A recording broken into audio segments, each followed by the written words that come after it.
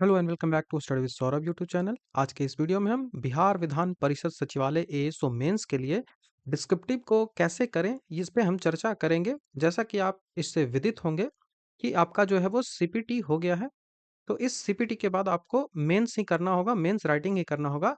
तो कई स्टूडेंट्स के डाउट हैं कि आखिर मेंस राइटिंग है वो कैसे की जाए, क्या ये जो इसका लेवल है वो बीपीएससी के जैसा होता है या फिर कैसे हम जो है वो डिस्क्रिप्टिव राइटिंग करें, क्योंकि उनकी जो तैयारी होती है वो ऑब्जेक्टिव ओरिएंटेड होती है। तो मेंस लिखने में थोड़ी सी जो है वो कठिनाई होती है। तो हम आज के इस वीडियो में उस जो आपकी कठिनाई है उसको दूर करने का प्रयास करेंगे। तो चलिए हम वीडियो की शुरुआत कर लेते हैं।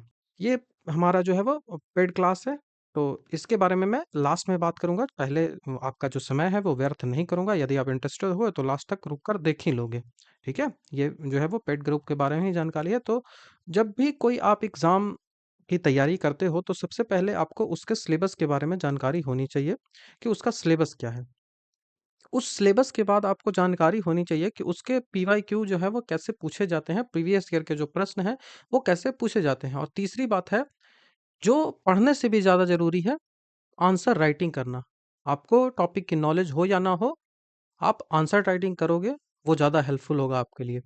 ठीक है? तो हम एक-एक करके अभी चर्चा करते हैं। सबसे पहले सिलेबस में, उसके बाद पीवाईक्यू, फिर आंसर जो है वो राइटिंग कैसे की जाए। तो सिलेबस में बात करें तो ये आपका सिलेबस है। इसकी जानकारी आपको होगी, इसलिए मैं थोड़ा-सा ओवरव्यू दे देता हूँ। आपका जो मेंस का सिलेबस होगा, वो सबसे पहले 2 पार्टों में डिवाइड होता है। पहला जो होगा वो हिंदी होगा, जो कि क्वालिफाइंग होगा। बस आप 30% मार्क्स लेके आ जाओगे, वो क्वालिफाइंग होगा, कोई भी समस्या नहीं होगी। बीपीएससी का पीवाईक्यू आप देख लोगे, जो भी हिंदी पूछा गया है, 3-4 कर लोगे उतना काफ़ी है।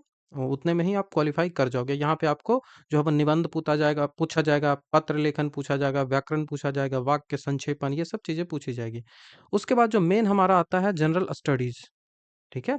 ये हमारा मेन है, यहीं से आपका जो है वो सिलेक्शन होता है और इसमें आपका जो है वो और जुटेगा। इस मेंस में आपका जो है वो सीपीटी का मार्क्स जो है वो जुटेगा और उसके बाद आपका फाइनल जो है वो मेरिट लिस्ट बनेगा। तो इस जीएस का जो सेक्शन है, इस जीएस के सेक्शन को आप 100 नंबर का रखो और इसका जो है वो 100 नंबर तो था ही, जिसमें आपको 30 नंबर लाना है। तो इस जीएस के 100 नंबर को 2 पार्टों में डिवाइड कर दो। पहला जो पार्ट होगा, वो होगा जनरल स्टडीज़ एंड दूसरा जो पार्ट होगा दूसरा जो पार्ट होगा, वो होगा मैथ्स। ठीक है? तो दूसरा पार्ट मैथ्स होगा। मैथ्स से आपको 20 नंबर के जो है सवाल पूछे जाएँगे। मैथ्स से 20 नंबर के सवाल पूछा जाएगा, बहुत आसान होते हैं प्रश्न। और यहाँ से आपको 80 नंबर के प्रश्न जो है वो पूछे जाएँगे। तो ये पूरा आपका जो है वो सिलेबस ऐसे ही है। ठीक है? अब इस जीएस के सेक्शन में आपको हर चीज़ें करनी होती है, लेकिन आपका मैक्सिमम जो सवाल है, 90% जो सवाल है, वो पॉलिटी से ही आता है। वो सवाल जो है वो पॉलिटी से नहीं आता है। आपका सिलेबस में यदि मैं इसका जो यहाँ पे सिलेबस दिया गया है उसकी उसी को बाइफरकेट करके मैं दिखा दूँ, एक जगह करके सब चीज़ों को दिखा दूँ, तो आपको जनरल स्टडीज़ में पॉलिटी ही सबसे ज़्यादा पूछा जाएगा, भारतीय राज्य व्यवस्था से ही ज़्यादा पूछा जाएगा, जिसमें कुछ ही टॉपिक हैं जो आपको करना है। सबसे पहले भारतीय संविधान की मुख्य विशेषताओं पे बात करनी होती है आपको, constitution of India and it's main feature. इसमें आपको जो है वो प्रस्तावना पे बात करनी है, fundamental right, directive principle of state, fundamental duties, जो है वो राष्ट्रपति के जो पावर हैं संवैधानिक, इन सब पे बात करनी है। तो ये पूरा सिलेबस है। लेकिन यहाँ वाला जो ऊपर वाला मैं दिखा रहा हूँ, इसको आप वीडियो पॉज़ करके पढ़ लीजिएगा या फिर मैं इसका जो है वो पीडीएफ जो है वो टेलीग्राम चैनल पे सेंड कर दूँगा, तो वहाँ देख लीजिएगा इसको। इसमें देखिए, ध्यान देने की वाली बात यह है कि ये जो 80 मार्क्स का अध्ययन है, उसमें यहाँ लिखा गया है कि हिस्ट्री ऑफ बिहार। तो history of Bihar, geography, economy, culture, political system of Bihar, जो तो ये क्या पूरा इतना ज़्यादा करना है? तो नहीं, इतना ज़्यादा नहीं करना है। आप प्रीवियस ईयर देखो, उसके अनुसार ही जो चीज़ें पूछती हैं वही करेंगे, अदरवाइज़ कुछ नहीं करेंगे। ठीक है? आपको इकोनॉमिक्स पूरा पढ़ने की ज़रूरत है ही नहीं, सवाल ही नहीं आता। ठीक है? तो जो प्रीवियस ईयर में आते हैं उसी के अनुरूप ही आपको तैयारी करनी है। आपको जो 90% जो क्वेश्चन होंगे वो पॉलिटी से होंगे। 90% क्वेश्चंस पॉलिटी से होंगे। अभी मैं आपको प्रीवियस ईयर भी दिखाऊँगा। करंट अफेयर से 2 क्वेश्चन रह सकते हैं। 2 क्वेश्चन करंट अफेयर से रह सकते हैं, जिसमें एक की तो संभावना सीधा है कि वो आपसे यूनिफ़ॉर्म सिविल कोड ले ले या फिर आपको वन नेशन वन इलेक्शन ले ले। इन दोनों में से कोई भी आपको लिखने के लिए दे दिया जा सकता है। ज़्यादा संभावना इन्हीं दोनों की है। ठीक है? तो ये पेपर का सिलेबस आपको समझ में आया। उसी सिलेबस को देखिए, यहाँ पे इंग्लिश, हिंदी दोनों में लिख दिया है और देखिए मैथ्स में क्या करना है, मैथ्स में जो सिलेबस है नंबर सिस्टम है, सबसे ज़्यादा नंबर सिस्टम है, परसेंटेज है, रेशियो प्रोपोर्शन है, एवरेज है, इंटरेस्ट है, प्रॉफिट जो है वो प्रॉफिट एंड लॉस है, टाइम एंड डिस्टेंस है, टाइम एंड वर्क भी सवाल जो है वो पूछा जाएगा आपसे। तो ये सब करनी है आपको, ठीक है? तो सबसे पहले तो आपने समझ लिया कि सिलेबस क्या है। अब हम पीवाईक्यू की बात करते हैं कि पीवाईक्यू आपको कैसे करना है, उसके बाद आपको आंसर राइटिंग कैसे करनी है, और उसके बाद जो जो उसके बाद हम चर्चा करेंगे कि कौन-कौन सी आपको जो है वो किताबें फ़ॉलो करनी चाहिए, ठीक है? तो ये देखिए, ये प्रीवियस ईयर है विधान परिषद, जो विधान परिषद का एग्ज़ाम हुआ था 2023 में, ये उसका पीडीएफ है, 2023 में ये एग्ज़ाम हुआ था, ठीक है? इसमें आपको प्रश्न पूछते हैं, जैसे ये 20 क्वेश्चन आपको पूछ दिया गया है वन लाइनर। वन लाइन में जवाब जवाब देना है। देखिए, प्रत्येक को लगभग 15 शब्दों में जवाब देना है। तो एकदम आसान सा है। जैसे दांडी यात्रा पूछ लिया, राणा प्रताप के बारे में कुछ भी लिख दीजिए, जो भी आपको आता है। तो ये देखिए, इसको स्क्रीनशॉट लेके रख लीजिए। इसका पीडीएफ है, वो भी मैं आपको जो है वो टेलीग्राम में सेंड कर दूँगा, वहाँ से आप इसे देख लीजिएगा। जैसे बिहार में क्या पूछ रहा है, तो बिहार में पूछ रहा है बिहार की रिवर्स, इम्पोर्टेंट की रिवर्स जो है, उनको बारे में बताने हैं। तो आप लिख दीजिएगा कि बिहार की मेन रिवर जो गंगा है, और उसमें आके दोनों तरफ से नदियाँ ऐसे-ऐसे मिलती हैं, उन नदियों के नाम लिख दीजिएगा, एक फिगर बना दीजिए, उतना काफ़ी है। फिगर भी बनाने की ज़रूरत नहीं है, जब 15 शब्दों में कहना ही है तो। बिहार से जैसे देखिए सारण प्रमंडल के जिलों के नाम आपको लिखना पड़ेगा यहाँ पे। तो यह भी तो जानकारी लेनी है, जो जो भी चीज़ जैसे कैमूर अभयारण्य, ये सब चीज़ें कहाँ से आ रही है? सब बिहार से आ रही है। ये देखिए संजय गांधी, सजल लिखा हुआ है, संजय गांधी जैविक उद्यान, यह भी बिहार से आ गया। ब्याह में बारहमासी पंचवर्षीय योजना आप देखिए, 5 ईयर प्लान ऑफ बिहार, ये भी बिहार से है। गंडक परियोजना भी बिहार से है, ठीक है? ये देखिए जवाद जो है, जवाद जो साइक्लोन है वो करंट अफेयर से है। बिहार से फिर देखिए प्रश्न है, बिहार विधानसभा में विपक्ष के नेता के बारे में लिख दीजिए। संजीवनी ऐप करंट अफेयर से है। राज्य निर्वाचन आयोग देखिए बिहार से पूछ दिया। तो बिहार से भी प्रश्न रहेंगे, जैसे भीमराव अंबेडकर पूछ दिया। संजय करोल जो पटना के उस समय जज थे, चीफ जज पटना हाई कोर्ट के, उससे पूछ लिया। जैसे ये देखिए करंट अफेयर ग्रीष्मकालीन ओलंपिक से पूछ लिया। Upper house of Bihar legislative से पूछ लिया। तो बिहार से प्रश्न काफी अधिक रहेंगे आपसे। तो बिहार आपको करके जाना है, ठीक है? बिहार आपको करके जाना है। मैं अपना जो पेड ग्रुप है, वहां पे बिहार जो है वो जल्द ही स्टार्ट करने वाला हूँ, वहां पे बिहार सारा कंप्लीट करवा दूंगा, ठीक है? जैसे total number of Bihar legislative council, Bihar Vidhan Parishad में सदस्यों की संख्या, कुल संख्या क्या है, तो ये सब आपको पढ़ना पड़ेगा। ये तो ऑलरेडी मैंने बता दिया है, बिहार के लेजिस्लेटिव काउंसिल और लेजिस्लेटिव असेंबली है, वो सारा मैंने बता दिया था। ये देखिए करंट अफेयर से फिर से सवाल आ गया। अब देखिए दूसरा प्रश्न आता है 75 नंबर का। वो इस तरह से आपको है कि भारत के संविधान में मौलिक कर्तव्यों की व्याख्या करें, कि मौलिक कर्तव्य क्या है। तो उनको 75 शब्दों में लिखना है, तो बहुत आसान होता है। जो मैक्सिमम आपको सवाल मिलेंगे, यहाँ भी आप देख लीजिए, मैक्सिमम जो सवाल मिलेंगे 50 मार्क्स में लिखने हैं, तो वो सारे के सारे, जैसे प्रस्तावना, 10वीं अनुसूची, सदन, विपक्ष के नेता। ये देखिए एक बिहार से पूछा गया कि what are the important mineral found in Sheikhpura. Sheikhpura में कौन कौन से इंपॉर्टेंट मिनरल फार जो है वो मिलते हैं। तो ये बिहार से हो गया। समग्र शिक्षा योजना, समग्र शिक्षा योजना इकोनॉमिक्स से आप इसको रख सकते हो। उसके बाद देखिए ये करंट अफेयर से है। वेस्ट मैनेजमेंट एक्ट आया था, provision of plastic waste management act, इसको जो पूछा गया था। अब देखिए 125 शब्दों में आपसे प्रश्न पूछा जा रहा है, वहां भी पॉलिटी पॉलिटी पॉलिटी। उसके बाद क्या है, न्यायिक सक्रियता पॉलिटी। उसके बाद बिरसा आंदोलन, ये हिस्ट्री है। तो ये सब तो करना ही है, बिरसा आंदोलन की विशेषताओं को कौन नहीं पढ़ता। अब देखिए 150 शब्द, सबसे लास्ट इतना ही शब्द लेके जाएगा ये। तो यहाँ भी देखिए पॉलिटी, यहाँ भी देखिए पॉलिटी, यहाँ भी देखिए पॉलिटी, हर जगह पॉलिटी। अब देखिए मैथ्स के जो क्वेश्चन है वो तो काफी आसान होते हैं। चक्रवृद्धि ब्याज पर 15 वर्षों में खुद की दोगुनी हो जाती है, तो यह अपने 8 गुने कितने समय में हो जाएगी। सबसे इंपॉर्टेंट बात यह है, याद रखनी है कि ये आपको लिख के बनाना पड़ेगा, लिख कर बनाना पड़ेगा, ठीक है? शॉर्ट में नहीं बनेगा। तो ये आप देख सकते हो, इसका पीडीएफ आपको मिल जाएगा मेरे टेलीग्राम चैनल पे। मैं अपलोड फिर से कर दूंगा, मैंने ऑलरेडी भी अपलोड कर दिया था, लेकिन फिर से भी अपलोड कर दूंगा, तो उसको आप जाके देख लीजिएगा, ठीक है? तो ये पूरा प्रीवियस ईयर रहा, ठीक है? हमने प्रीवियस ईयर तो देख लिया। प्रीवियस ईयर में कौन कौन से क्वेश्चन पूछे आपको समझ में आ गया, कैसे पूछा जाता है, सिलेबस कैसे होता है समझ में आ गया। अब हम बात करते हैं कि आंसर राइटिंग आपको करनी कैसे है, ठीक है? आंसर राइटिंग आपको करनी कैसे है? तो how to write your your answer. तो आंसर राइटिंग के लिए देखिए, आपको कोई भी प्रश्न पूछा जाएगा, आपको एक ऐसा पेज रहेगा आपका, A4 साइज अपना पेज ले लीजिए। उसमें आपसे मैक्सिमम 150 वर्ड्स का मैं देखता हूँ, ठीक है? 150 वर्ड्स का आपको लिखना है, ठीक है? तो आपका जो आंसर है ना, वो 3 पार्टों में डिवाइड होता है। वो आपका आंसर जो है वो 3 पार्टों में डिवाइड होता है। ये वाला पार्ट जो है वो कंक्लूजन कहलाता है। ये वाला पार्ट जो है वो कंक्लूजन कहलाता है। ये वाला पार्ट जो है वो इंट्रोडक्शन कहलाता है। और ये वाला पार्ट जो है वो बॉडी पार्ट कहलाता है। बॉडी पार्ट कहलाता है। ये 3 पार्टों में आपका जो है वो आंसर वो डिवाइड होता है। तो देखिए 150 शब्दों में आपको लिखने हैं, तो मान लीजिए कि आप 15 से 20 वर्ड यहाँ लिखेंगे, 10% रख लीजिए। 10 से 15%, तो 10% यहाँ रख लेंगे, 10% यहाँ रख लेंगे, और यहाँ जो है वो बचा हुआ कितना बच गया, तो 80% जो वर्ड्स है वो यहाँ रख लेंगे। तो वर्ड्स लिमिट ऐसे जाती है, 15 वर्ड्स यहाँ, 15 वर्ड्स यहाँ, 15 वर्ड्स यहाँ, 15 वर्ड्स यहाँ, 15 15 30 हो गया। अब 120 वर्ड्स यहाँ रख लेंगे, ठीक है? तो ऐसे ही आपको आंसर राइटिंग करनी होती है। यहाँ पे आप टॉपिक को पूरा तरह से इंट्रोड्यूस करेंगे, यहाँ पे समराइज करेंगे उसी टॉपिक को, और यहाँ पे उस टॉपिक के बारे में डिटेल से चर्चा करेंगे। अब देखिए, मैं आपका जो हमारा पेड ग्रुप चलता है, वहाँ का मैं आपको मॉडल आंसर दिखाता हूँ कि कैसे जो है वो आपको लिखना है। वहाँ मॉडल आंसर कैसे दिया जाता है। तो ये देखिए, ये हमारा मॉडल आंसर है। ठीक है? ये मॉडल आंसर है, जो कि बिहार विधानसभा और बिहार विधान परिषद दोनों के लिए काम आएगा, क्योंकि दोनों का जो सिलेबस है वो सेम ही है, ठीक है? तो हमारा टॉपिक है सेंट्रल स्टेट रिलेशनशिप, ठीक है? उससे संबंधित जो देखिए यहाँ पे जो है वो जितने भी क्वेश्चन बन सकते हैं वो सारे हिंदी और अंग्रेजी दोनों में है, ठीक है? तो आपको लैंग्वेज में कोई भी समस्या नहीं होगी, ठीक है? ये जो पेड ग्रुप में चलता है ना, ये पेड ग्रुप का है, ये याद रखिएगा। ये पेड ग्रुप का है, तो आप ज्वाइन इसको कर सकते हो। मैं लास्ट में इसके बारे में आपको जो है वो विशेष जानकारी दे दूंगा, ठीक है?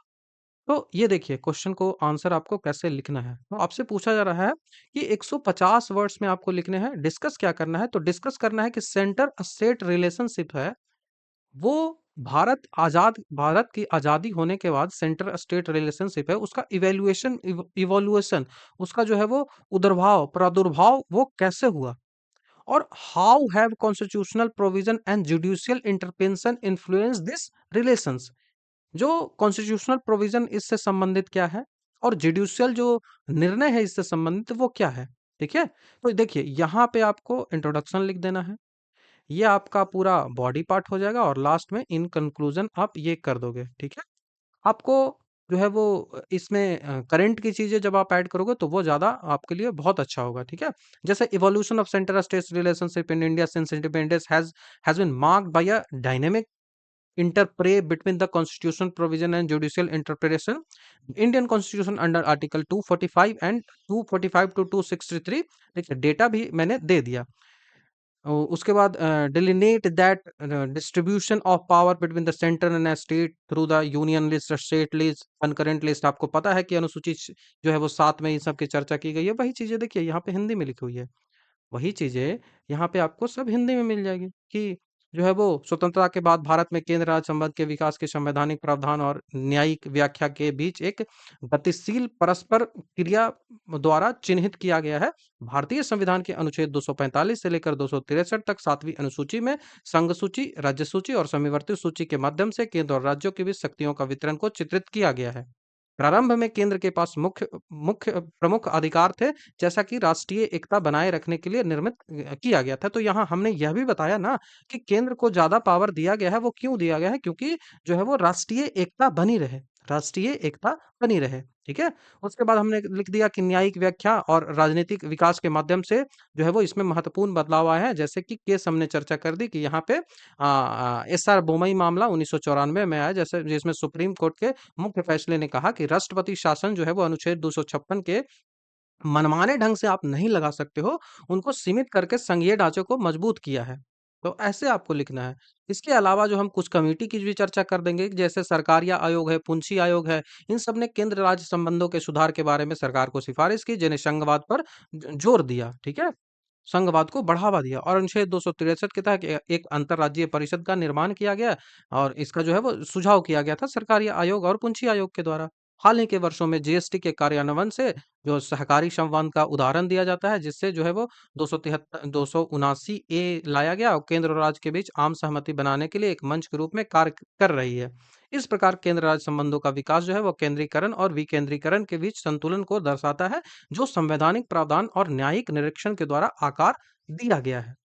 ऐसे आप एक आंसर लिखोगे, ठीक है? इस तरह से आप अपना एक आंसर लिखते हो, तो ये पूरा आपको पेड ग्रुप जब आप ज्वाइन करिएगा तो वहां पे सारी चीजें आपको मिल जाएंगी। ठीक है, एक साथ सारी चीजें आपको मिल जाएगी, तो इसको आप ज्वाइन कर सकते हो। इसकी डिटेल मैं आपको बता दूंगा। ठीक है, तो आपने देखा कि कैसे आपको आंसर लिखना है। मैंने सारी चीजें आपको बताई कि आंसर आपको कैसे लिखना है, किस तरह से लिखनी है, और मैंने अपने पेड ग्रुप के बारे में बताया कि वहां से आपको आंसर लिखनी है। देखिए, अब बुक के बारे में बात कर दें।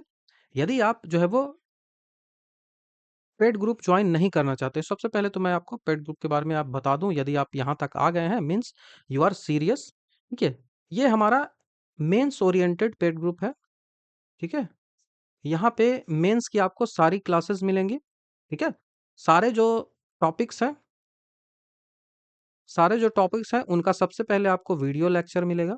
ठीक है, वीडियो मिलेगा।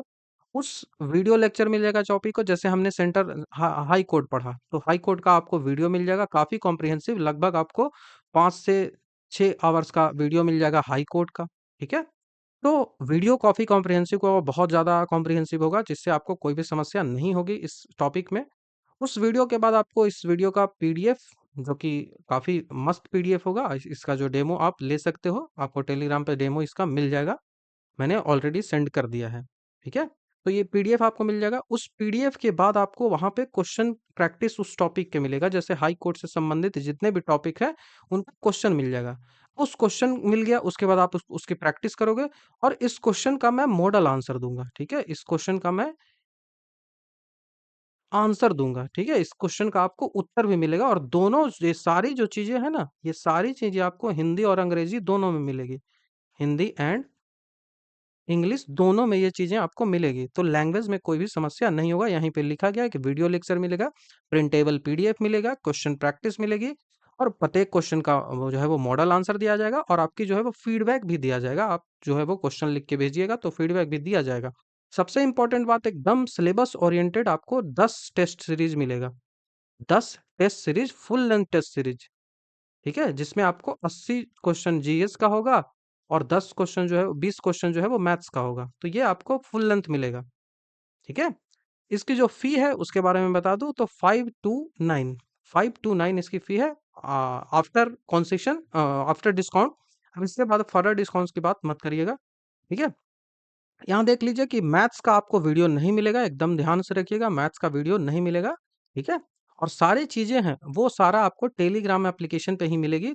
अदर से अलग से आपको कोई भी एप्लीकेशन जो है वो डाउनलोड करने की आवश्यकता नहीं है। आप टेलीग्राम रखते हो, टेलीग्राम पे ही सारे वीडियोस, सारे पीडीएफ, सब चीज मिल जाएगा एक प्राइवेट ग्रुप में। ठीक है, तो यदि आप इंटरेस्टेड हो तो सारा बैच के बारे में इंफॉर्मेशन दिया गया है। इस क्यूआर कोड को आप स्कैन करिए।